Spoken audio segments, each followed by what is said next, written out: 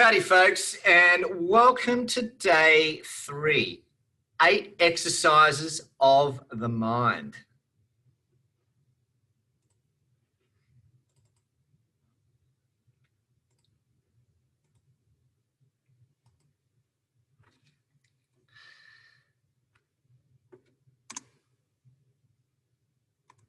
Pick your pain. You see, learning is only useful if you put it into use, and you must do the exercises.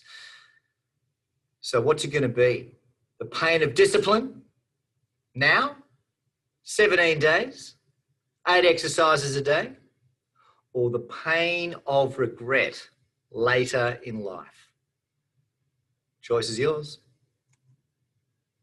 Number 1, be conscious of what you are feeding your mind. I mean, how many extra hours a day are there without it? Think about what you do on your devices, following the news that takes you to one link after the other, one after the other. Before you know it, you've lost an hour. And is your brain and are your thoughts any better for it? I think not. Stay away from the news. Stay away from the advertising. Still the mind. And it's amazing what can come to you instead. 2, walk away like it never even happened. To do otherwise is poison.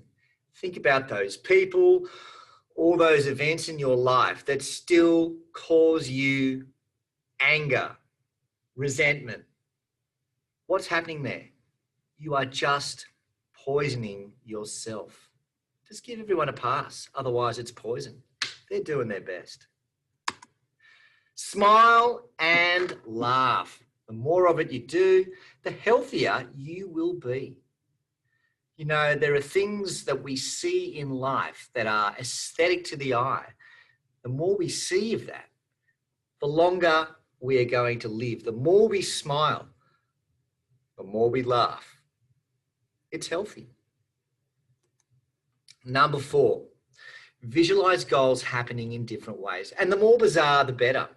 The level of imagination even is very important. Expecting things a certain way blocks off other opportunities.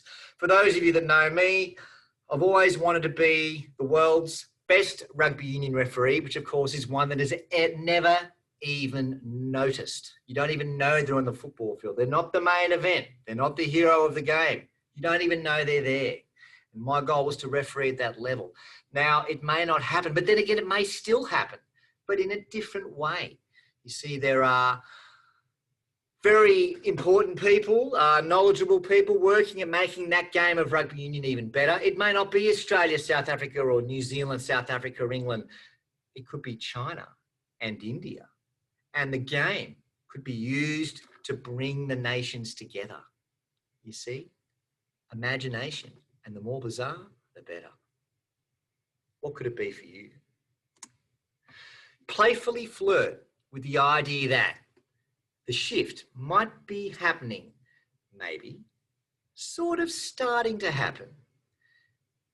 That's the best way to feel or sense or look for that evolution to occur. 6, now this is a really, really rewarding thing to do, is to call someone every day for 17 days and say why you are grateful for them. This is a must do. Imagine how the other person is going to feel. You never know just how they were feeling before you call them.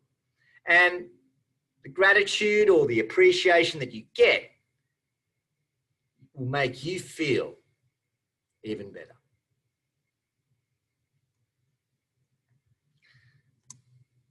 Commit and recommit to finishing this 17-day course. You know, people spend hundreds of years building these intricately detailed, high manual labor churches across the world. So what's 17 days? 17 days of discipline for a lifelong feeling of regret if not done? I'm sure you'll make the right decision.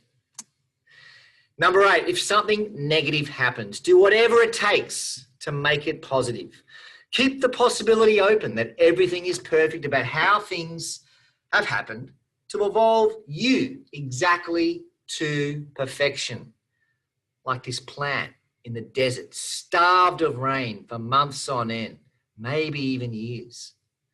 Or the struggle, of course, for that plant is what makes it so beautiful. Its colours, although black and white here, are so vibrant. The kangaroo paw is a great example of that. All those fine red wines in those fairly barren soils in South Australia that have made the Penfold Grange. Today I had a really bad experience where something deeply annoying and irritating occurred, where I now have to completely change everything I've been looking forward to for the last 12 months. But it could be for the best. So finally, why did that crap happen? Well, you know, maybe it wasn't that crappy upon reflection. The beauty about a thing that you'll learn later in this course is that when you experience something, at the time, it feels like the worst thing in the world. But as time evolves and continues at 1 month's time, 1 year, a decade, you look back and you can go, instead of that being the worst day in your life, it's an absolute blessing. How good is that? The future or the past can always change based on how you perceive it. And it all starts to make more sense the longer we go. You've got this. The Freedom Revolution. That's day 3.